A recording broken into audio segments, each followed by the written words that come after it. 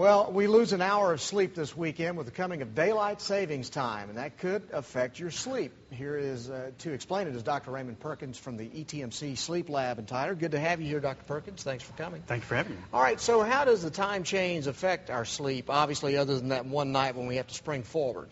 Well, actually, it's the whole probably week that it takes after that. It's probably about 15 minutes a day that you can actually improve, that you can wait for your sleep to improve. What it is it's like the whole country to go on jet lag for 1 hour. So what do you do to prevent too many changes from messing up your sleep then?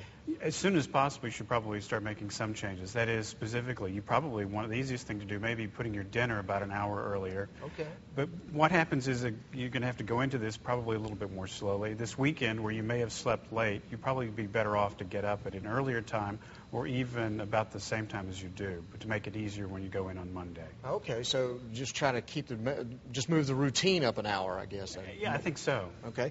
Are there some general steps to assuring a good night's sleep just on a regular basis?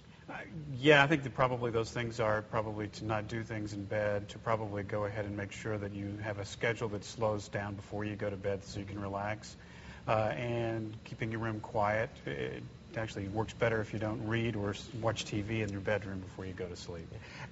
Do naps help in making up for the lost sleep? Well, for some people they can. For people who are experiencing insomnia, naps can actually be a killer. It can make it a much more difficult. What happens is we have a debt for sleep, but if we let that debt go away by taking a nap, it may be more difficult at night going to bed and going to sleep. All right, I was talking to you about this, and I'll just throw this in as an aside. With all that's going on right now, and people watching the news and seeing all the craziness with the economy, has that affected the number of people you're seeing who have sleep problems now?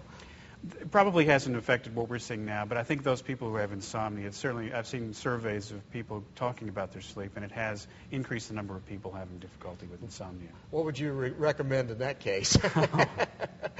Well, that's a problem. I mean, then it takes learning how to take care of your sleep and learning how to make sure to take the stress out of your life.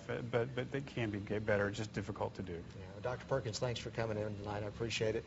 Of course, you can check out CBS19.TV for more information on the ETMC Sleep Clinic. Thank you, sir. Thanks a lot. Appreciate it.